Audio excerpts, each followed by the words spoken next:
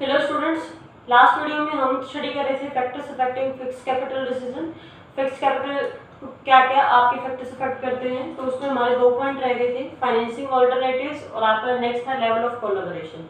देखिए, financing alternatives की जब हम बात करते हैं तो इसमें ये आपके पास है कि आपके पास फाइनेंस यानी कि सोर्स ऑफ फाइनेंस के ऑप्शंस क्या क्या अवेलेबल है। Long term sources of finance में आप सभी जानते हैं, equity shares, preference shares, debentures, retain earning, ये सब तो है ही आपके पास। बट अब आपको ये भी अच्छे से पता है कि जब हम इक्विटी शेयर्स की बात करते हैं तो उसके ऊपर फ्लोटेशन कॉस्ट उतनी ही है, यानी कि इशूइंग चार्जेस बहुत ज़्यादा हैं। तो आपके पास एक नया ऑप्शन आता है लीजिंग। लीजिंग में आपने क्या करना है, सिर्फ एक एग्रीमेंट होगा, उसमें आपको चीज़ों को खरीदना नहीं है। आप एक पर्टिकुलर टाइम पीरियड के लिए एक एग्रीमेंट में जाएंगे कि आपको कोई भी मशीनरी या कोई भी प्लांट या कुछ भी यूज़ करना है, आप उसको लीज पे ले लोगे एक एग्रीमेंट के तौर पर के। सपोज 11 मंथ, 1 साल, 2 साल के लिए। जैसे मुंबई में आप देखते हैं कि जो लोग घर अफोर्ड नहीं कर पाते वो लीज पे घर ले लेते हैं, एग्रीमेंट साइन करते हैं। उसमें क्या होता है, वो अपना उस टाइम के लिए घर यूज करेंगे और रेंट पे करते रहेंगे। जैसे वो लीज एग्रीमेंट खत्म हो जाएगा उनको वो घर खाली करना है। सेम में मशीनरी, कोई मशीनरी 5 लाख रुपए की है, मैं वो खरीदना नहीं चाहती, मुझे पता है कल को टेक्नोलॉजी चेंज हुई तो मुझे नई खरीदनी पड़ सकती है, तो उसको मैंने लीज पे ले लिया। जब तक मुझे वो यूज़ करनी है मैंने उसको यूज़ करा, उसका रेंट पे करती रही और टाइम पीरियड पूरा होने पर वो मशीन में लौटा दूंगी। तो उस केस में मुझे कम सोर्सेज ऑफ मनी की जो अमाउंट है रिक्वायरमेंट जो कम रहेगी। तो अगर आपके पास सोर्सेज ऑफ फाइनेंस के अवेलेबल है उस पर भी आपका फिक्स कैपिटल रिक्वायरमेंट डिपेंड करता है। नेक्स्ट है लेवल ऑफ कोलैबोरेशन। इसको ये कह लीजिए सपोर्ट कितना मिल रहा है आपको दूसरे ऑर्गेनाइजेशन से। इसको हम डायरेक्ट एटीएम के एग्जांपल से समझाते हैं। आप अपने होम टाउन में देखते हो पीएनबी, एसबीआई के एटीएम हैं, एक्सिस बैंक के हैं, एचडीएफसी के हैं। अब अगर सपोज कीजिए पीएनबी बोले कि मैं तो सिर्फ मेरे कस्टमर को अलाउ करूंगा अपना एटीएम मनी निकालने के लिए, तो एसबीआई है, एक्सिस है, एचडीएफसी है, वो सब पे अगर ऐसे बोलते तो क्या होगा, अगर मैं एसबीआई की कस्टमर हूँ तो मुझे फिर एसबीआई वाले एटीएम्स को ढूंढना पड़ेगा। और अगर एसबीआई के एटीएम्स कम हुए तो मैं क्या करूँगी, फ्रस्ट्रेट होकर के मैं स्विच करना स्टार्ट कर दूंगी दूसरे प्राइवेट सेक्टर बैंक्स की तरफ जिनके एटीएम मेरे एरिया में ज़्यादा होंगे। तो इससे क्या होगा, बैंकों को नुकसान हो सकता है और उस केस में बैंकों को फिर क्या करना पड़ेगा, ज़्यादा से ज़्यादा एटीएम इंस्टॉल कराने पड़ेंगे और उसमें उनकी फिक्स कैपिटल बढ़ जाएगी। बट आप देखते हैं सभी बैंक एक दूसरे को आपके सपोर्ट करते हैं और इस तरीके से बैंक को लेवल ऑफ कोलैबोरेशन दूसरी ऑर्गेनाइजेशन से सपोर्ट मिलने के चलते आपके पास फाइनेंस की रिक्वायरमेंट जो है वो कम रहती है। अदरवाइज उनको खुद के ही सारे एटीएम इंस्टॉल करवाने पड़ते और उनकी फिक्स कैपिटल जो रिक्वायरमेंट है वो बढ़ जाती है, क्योंकि पूरा एक एरिया चाहिए। आप सभी जानते हैं एटीएम के लिए एटीएम मशीन, उसमें एसी और सारी रिक्वायरमेंट फिर आपको देखनी पड़ती है। तो कितना सपोर्ट आपको दूसरे ऑर्गेनाइजेशन से मिल रहा है उससे भी आपकी फाइनेंस की रिक्वायरमेंट पे मैटर करता है। नेक्स्ट टॉपिक है वर्किंग कैपिटल। वर्किंग कैपिटल वो पार्ट होता है जो कि आपकी करंट असेट्स में, शॉर्ट टर्म असेट्स में जो इन्वेस्टमेंट होती है वो आपकी वर्किंग कैपिटल कहलाती है।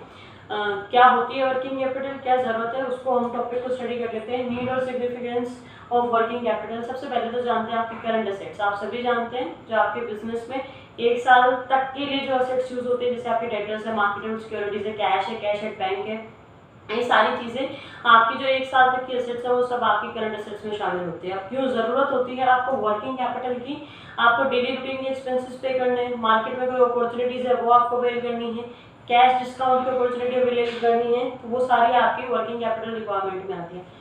आपके पास आपको अपना कंटिन्यूटी इन प्रोडक्शन रखना है तो वो भी आपके पास वर्किंग कैपिटल का रिक्वायरमेंट है। मेरे पास स्कूटी तो है बट उसमें पेट्रोल डलवाने के पैसे नहीं है, तो स्कूटी का कोई फायदा नहीं। तो उस स्कूटी को मैं कब यूज़ कर पाऊंगी, कंटिन्यू कब कर पाऊंगी, जब मेरे पास वर्किंग कैपिटल है, यानी कि मेरे को वीकली, डेली, मंथली जैसे भी मैं उसमें डलवा रही हूँ पेट्रोल उसके लिए पैसे हैं।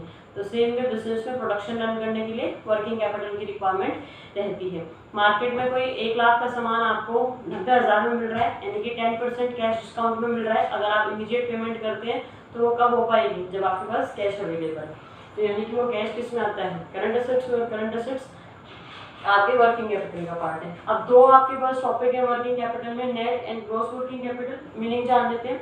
मैंने असम्पशन डाला है करंट असेट्स 50,000 की है और करंट लायबिलिटीज 30,000 की है। 2 कंसेप्ट होते हैं आपके वर्किंग कैपिटल के, net and gross working capital. Net का मतलब होता है current assets minus current liabilities. ये आपने अपने अकाउंट्स में भी पढ़ेंगे, वो पढ़ा भी हो शायद आपने फॉर्मूला। तो current assets minus current liabilities, यानी कि 20,000 रुपये जो हैं वो आपने कहाँ से फाइनेंस किए हुए हैं। 50,000 की करंट असेट्स में से 30,000 आप अपनी करंट लायबिलिटीज से फाइनेंस कर रहे हो और ये 20,000 रुपीज़ जो है वो आपकी लॉन्ग टर्म लायबिलिटीज से आपने फाइनेंस किया है। दूसरा कंसेप्ट आता है gross working capital. Gross working capital आपकी is equal to current assets, यानी कि ग्रॉस तो होगा आपके पास 50,000 और नेट वर्किंग कैपिटल होगा current assets minus current liabilities, यानी कि 50 माइनस 30 20,000। अब क्या क्या फैक्टर्स अफेक्ट करते हैं आपकी रिक्वायरमेंट ऑफ वर्किंग कैपिटल को? सबसे पहले आता है नेचर ऑफ बिजनेस। सेम है आपकी फिक्स कैपिटल रिक्वायरमेंट की तरह। मैन्युफैक्चरिंग बिजनेस है तो ऑब्वियसली बात है आपका मशीनरी को रन रखने के लिए आपका जो कच्चा माल आपके बिजनेस में चल रहा है उसको फिनिश्ड गुड्स तक बनाने में आपको प्रोसेसिंग में टाइम लगेगा, तो आपको वर्किंग कैपिटल की रिक्वायरमेंट ज़्यादा रहेगी। फ्यूल के लिए, लाइट के लिए, सभी चीज़ों के लिए पैसा चाहिए होगा। बट अगर ट्रेडिंग बिजनेस है तो वहाँ पे आपको मशीनरीज को रन रखने के लिए कोई फ्यूल वगैरह की जरूरत नहीं है और वहाँ आपको कम वर्किंग कैपिटल की रिक्वायरमेंट रहेगी। नेक्स्ट आता है स्केल ऑफ ऑपरेशन। जितने बड़े स्केल पे आप काम करेंगे ऑब्वियसली बात है उतना ही आपको मनी की रिक्वायरमेंट ज़्यादा रहेगी। ट्रांसपोर्टेशन यूज होगा, इलेक्ट्रिसिटी है, रेंट है, एम्प्लॉयज़ की सैलरी हो, सारी चीज़ें जो आपकी ईयरली बेसिस पे आपको पे करनी है। और अगर छोटा स्केल होगा तो आपको कम वर्किंग कैपिटल की रिक्वायरमेंट रहेगी। नेक्स्ट आता है बिजनेस साइकिल। इसको मैं डायग्रामेटिक पॉइंट ऑफ व्यू से समझाती हूँ। देखिए बिजनेस साइकिल कुछ इस तरीके से है, आपके फेजेस होते हैं। सबसे जो ऊपर वाला पॉइंट होता है बूम, फिर आपके पास आपका धीरे धीरे आप क्या कर रहे हो, डिक्लाइन की तरफ जा रहे हैं, ये डिप्रेशन का पॉइंट होता है। और फिर ये रिकवरी का पॉइंट होता है। बूम आपके पास आप नीचे डिक्लाइन की तरफ जा रहे हैं, डिप्रेशन, और आपके पास आपका रिकवरी। तो जो सबसे इनिशियल आपके पास सबसे जो टॉप पॉइंट है यानी कि आपका जो बूम पॉइंट है यहाँ पे, यानी कि आप पीक पॉइंट पे चल रहे हैं, आपके इस प्रोडक्ट की डिमांड बहुत ज़्यादा है और आपके पास आपका जो प्रोडक्शन है वो फुल स्पीड से हो रहा है, तो उस केस में आपको मनी की रिक्वायरमेंट बहुत ज़्यादा रहेगी। बट अगर आप डिप्रेशन के टाइम पीरियड पे की डिमांड है ही नहीं मार्केट में, तो उस केस में आपको मशीनरीज को, आपको प्रोडक्शन को रन रखने की जरूरत नहीं है, तो वहाँ वर्किंग कैपिटल की रिक्वायरमेंट कम हो जाएगी। तो बिजनेस साइकिल के फेजेस हैं। सीजनल फैक्टर आता है, जैसे आप देखते हैं वुलन का सीजन होता है विंटर, अभी गर्मी में तो नहीं पहनोगे ना ज़ारा की जैकेट, कब पहनोगे, सर्दियों में पहनोगे। तो सीजनल फैक्टर क्या होता है कि जिस प्रोडक्ट का सीजन है तो उस केस में आपको उसका प्रोडक्शन स्टोर करके भी रखना होता है, और जैसे ही सीजन आता है तो प्रोडक्शन को बढ़ा करके भी रखना होता है। तो स्टोर करने के लिए पैसे चाहिए और जैसे डिमांड आई तब भी प्रोडक्शन बनाना है, तो ऑलमोस्ट आपको वो बैलेंस करके चलना, तो ज़्यादा रिक्वायरमेंट रहती है बजाय उन प्रोडक्ट्स के जिनका थ्रू आउट आपके सीजन चलता रहता है। बट आपके पास वुलन इसमें बेस्ट एग्जांपल है कि आपको स्टोर करके भी रखना है, जैसे ही मीठी मीठी सर्दियाँ आएंगी तो आप तुरंत अपना स्टॉक निकालें, प्लस फिर आप अपना नया प्रोडक्शन भी बनाना शुरू कर दें। तो उस केस में सीजनल प्रोडक्ट्स में आपको ज़्यादा वर्किंग कैपिटल की रिक्वायरमेंट रहती है। बाकी जो फैक्टर्स हैं वो हम करेंगे नेक्स्ट वीडियोज़ में। Till then stay home, stay safe, thank you.